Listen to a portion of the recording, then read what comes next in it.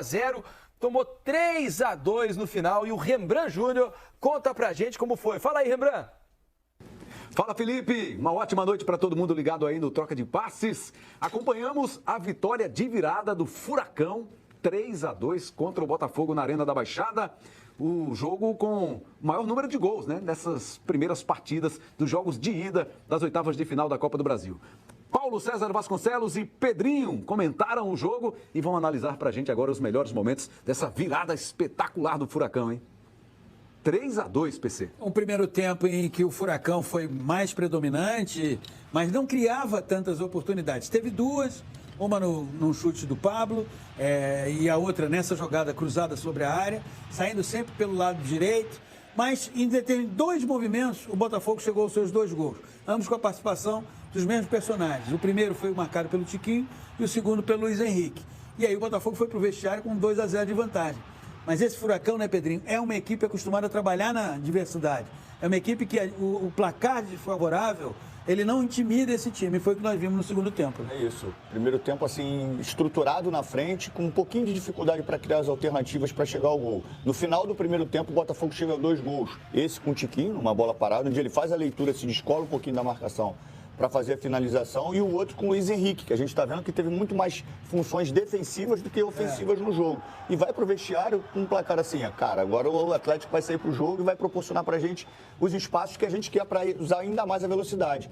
E não foi isso que aconteceu. Aconteceu só do Atlético sair para o jogo, mas o Botafogo não conseguiu pressionar o Atlético da forma que devia para usar o contra-ataque como arma. E aí chama muito o Atlético para dentro do seu campo. Fica rondando ali com finalizações, escanteios, até chegar ao gol, né? A gente está vendo o gol do Vitor Roque, para fazer a virada do jogo. As substituições feitas pelo Luiz Castro, as entradas do Marlon Freitas, do Eduardo e do Vitor Sá, não deram as respostas que ele imaginava, mas em contrapartida, o Vitor Bueno entrou muito bem e vai fazer esse belíssimo gol. E o gol acontece 1 minuto após a mudança no meio de campo do Botafogo e a marcação não está encaixada. O Furacão não conseguia finalizar dali. O Furacão tinha muita dificuldade em finalizar de meia distância e consegue pelo desencaixe de marcação.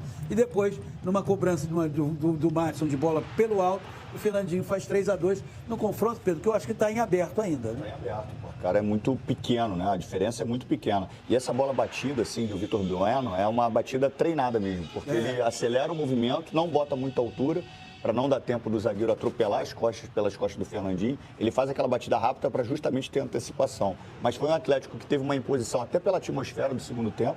E no segundo gol, no gol do empate do Vitor Bueno, não deu nem tempo das 3 substituições dos jogadores se arrumarem.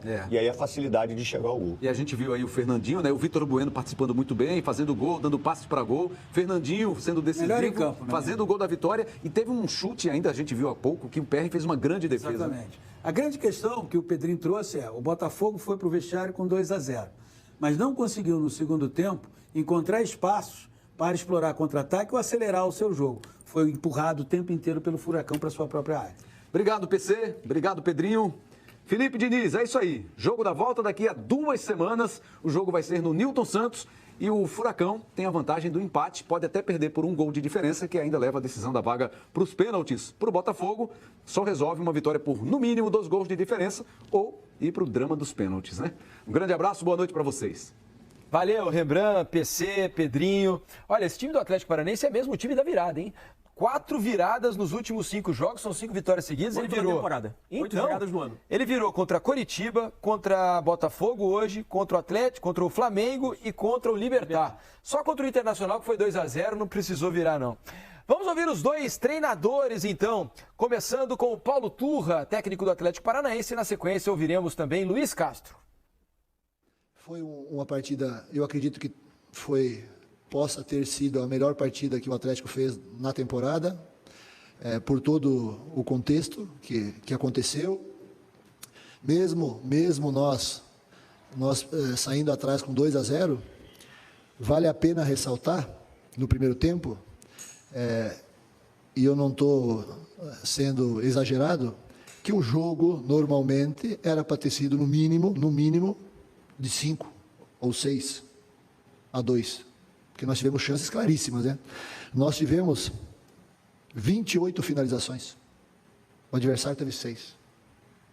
Só aí Só aí já dá para ter uma ideia de como foi. Então, não tem muitas palavras para falar do jogo que nós fizemos hoje, com toda a entrega, com toda a qualidade que a nossa equipe fez. Teve durante os 100 minutos, 100 e poucos minutos de jogo, e eu estou muito feliz. Hoje mais uma noite memorável para a história do Atlético. O quanto ali você acha que foi um mérito do Atlético ter conseguido criar essas oportunidades e o quanto foi, não sei se foi um despreparo ou o Botafogo foi surpreendido com essas jogadas? Obrigado. Houve uma diferença entre a primeira parte e a segunda parte. Nós tivemos uma segunda parte muito aquém daquilo que devíamos ter feito. Tivemos uma segunda parte sofrível. Sobre as bolas paradas que diz, estávamos preparados.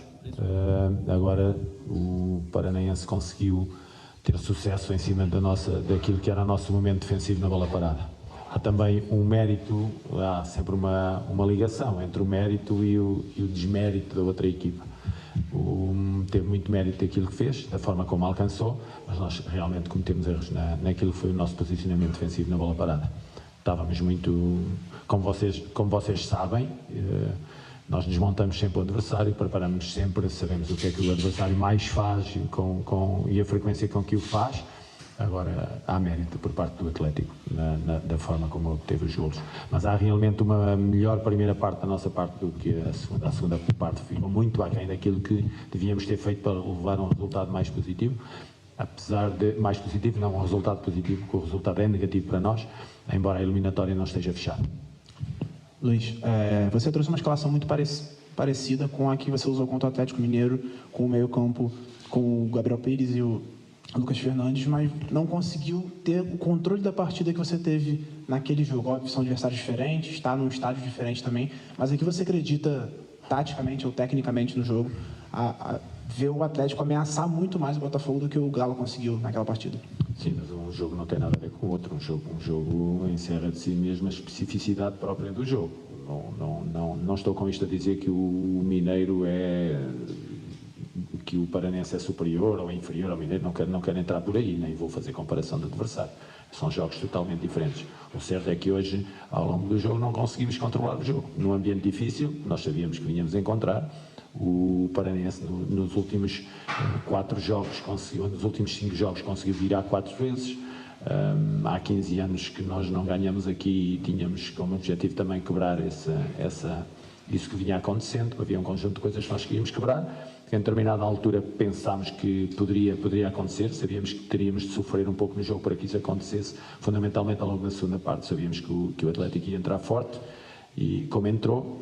Agora, o 2-0 é aquele resultado que nós gostamos de ter, que estamos a ganhar, mas sabemos se sofremos o 2-1, que há ali uma motivação muito forte da parte da equipa adversária e que nós vamos ter que nos unir muito para segurar. Não conseguimos fundamentalmente na bola parada, como disse o colega há pouco na questão que me pôs, fundamentalmente na bola parada sofremos muito. Aí o Luiz Castro tentando explicar a derrota do Botafogo. O fato é, não sei se vocês concordam, Mansur e Gonza, é que o primeiro tempo 2-0 é um placar muito enganoso, né? Porque o Atlético Paranaense, até eu sou um crítico às vezes do futebol do Atlético Paranaense, que eu acho que ele pode jogar muito mais bola do que ele o rendimento costuma jogar. As oscilações não são exatamente, apesar de vir de bons resultados, 5 vitórias seguidas.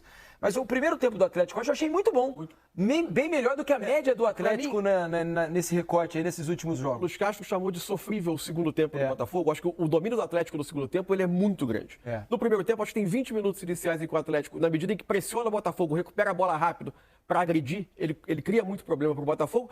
E o Botafogo tem a felicidade de encontrar o gol na bola parada no momento que ele começava a respirar no jogo um pouco. Ainda não tinha sido um time que tinha se assentado totalmente, mas ele encontra o primeiro gol. Não tinha criado praticamente nada até o gol, né? Foi praticamente a primeira bola. E depois tem o segundo gol no lance com o desvio. Logo em seguida. Mas aí, evidentemente, que o jogo, até em termos de ânimo, de estabilidade dos times em campo, ele muda um pouco até o intervalo. Agora, o que me chamou a atenção foram 2 questões relativas às mudanças dos treinadores. Porque o Paulo Turra volta do intervalo, além do Vitor Bueno, que tem entrado bem quando entra nos jogos do Atlético, ele entra com o Madison, que tem muito boa participação em bola parada. E é o Madison quem desvia a bola para o Vitor Roque no primeiro gol. Isso.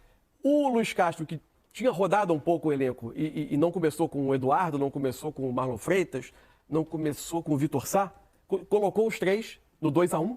Nem o Marçal, né? Mas o Marçal ia entrar no finalzinho do jogo. Mas coloca os 3 em campo e sofre 2-2 1 minuto depois da entrada deles. Mal eles tinham se assentado no jogo. E nenhum deles, na verdade, conseguiu ter impacto, porque o Botafogo foi empurrado muito para trás. Os 2 pontos do Botafogo participando mais como defensores do que propriamente como escape para contra-ataque. O Botafogo teve muita dificuldade de jogar no segundo tempo.